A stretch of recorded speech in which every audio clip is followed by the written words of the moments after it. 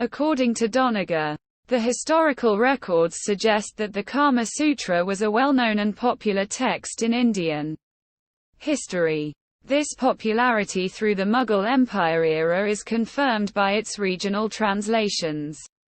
The Mughals, states Doniger, had commissioned lavishly illustrated Persian and Sanskrit Kama Sutra manuscripts. The first English translation of the Kama Sutra was privately printed in 1883 by the Orientalist Sir Richard Francis Burton. He did not translate it, but did edit it to suit the Victorian British attitudes.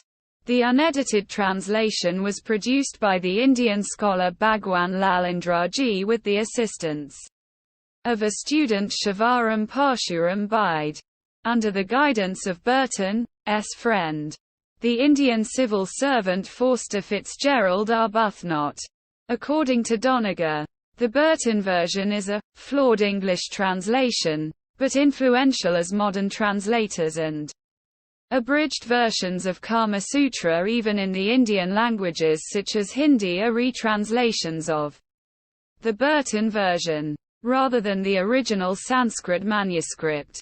The Burton version of the Kama Sutra was produced in an environment where Victorian mindset and Protestant proselytizers were busy finding faults and attacking Hinduism and its culture, rejecting as filthy paganism anything sensuous and sexual in Hindu arts and literature. The Hindus were cowering under their scorn, states Doniger, and the open discussion of sex in the Kama Sutra scandalized the 19th-century Europeans. The Burton edition of the Kama Sutra was illegal to publish in England and the United States till 1962. Yet, states Doniger, it became soon after its publication in 1883 one of the most pirated books in the English language. Widely copied, reprinted and republished sometimes without Richard Burton's name. Burton made two important contributions to the Kama Sutra. First, he had the courage to publish it in the colonial era against the political and cultural mores of the British elite. He creatively found a way to subvert the then prevalent censorship laws of Britain under the Obscene Publications Act of 1857. Burton created a fake publishing house named the Kama Shastra Society of London and Benares. Benares equals Varanasi, with the declaration that it is for private circulation only. The second major contribution was to edit it in a major way, by changing words and rewriting sections to make it more acceptable to the general British public.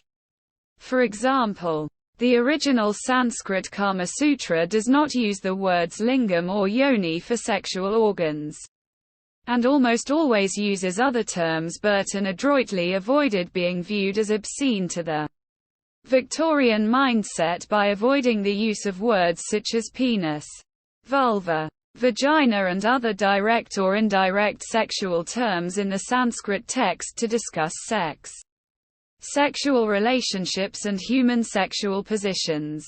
Burton used the terms lingam and yoni instead throughout the translation.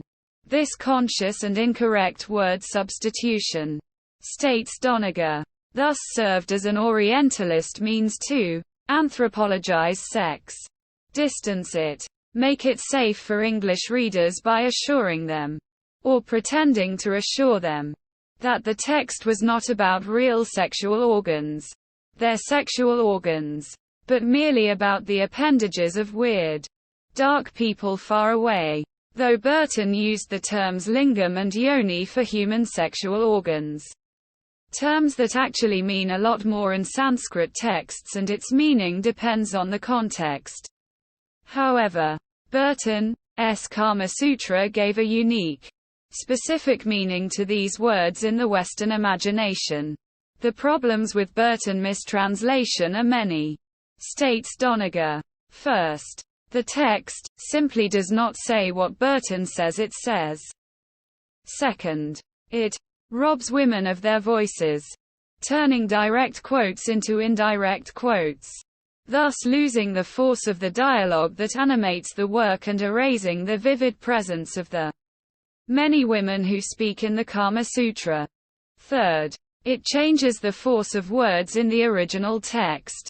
For example, when a woman says, "Stop," or "Let me go," in the original text of Vatsyayana, Burton changed it to, "She continually utters words expressive of prohibition, sufficiency, or desire of liberation," states Doniger, and thus misconstrues the context and intent of the original text.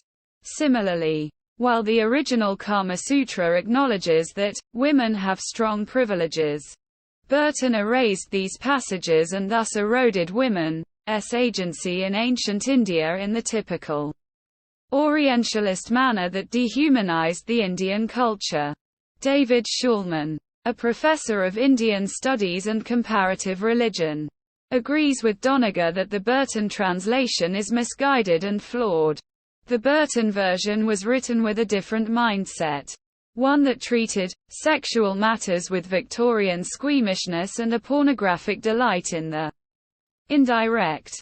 According to Shulman, it has led to a misunderstanding of the text and created the wrong impression of it being ancient Hindu pornography. In 1961, S.C. Upadhyaya published his translation as the Kama Sutra of Vatsyayana, complete translation from the original. According to Jyoti Puri, it is considered among the best-known scholarly English-language translations of the Kama Sutra in post-independent India. Other translations include those by Alan Danielou, The Complete Kama Sutra in 1994. This translation, originally into French, and thence into English, featured the original text attributed to Vatsyayana, along with a medieval and a modern commentary. Unlike the 1883 version, Danielou's new translation preserves the numbered verse divisions of the original, and does not incorporate notes in the text. He includes English translations of two important commentaries, one by Jayamangala, and a more modern commentary by Devadatta Shastri, as endnotes. Doniger questions the accuracy of Danielou's translation, stating that he has freely reinterpreted the Kama Sutra while disregarding the gender that is implicit in the Sanskrit words. He, at times, reverses the object and subject, making the woman the subject and man the object when the Kama Sutra is explicitly stating the reverse. According to Doniger, even this cryptic text, Kama Sutra, is not infinitely elastic, and such creative reinterpretations do not reflect the text. A translation by Indra Sinha was published in 1980. In the early 1990s, its chapter on sexual positions began circulating on the Internet as an independent text and today is often assumed to be the whole of the Kama Sutra. Doniger and Sudhir Kakar published another translation in 2002. As a part of the Oxford World's Classics series. Along with the translation, Doniger has published numerous articles and book chapters relating to the Kama Sutra. The Doniger translation and Kama Sutra-related literature has both been praised and criticized. According to David Shulman, the Doniger translation will change people's understanding of this book and of ancient India. Previous translations are hopelessly outdated, inadequate and misguided. Narasingha Sil calls the Doniger's work as another signature work of translation and exegesis of the much misunderstood and abused Hindu erotology. Her translation has the folksy, twinkle prose, engaging style, and an original translation of the Sanskrit text.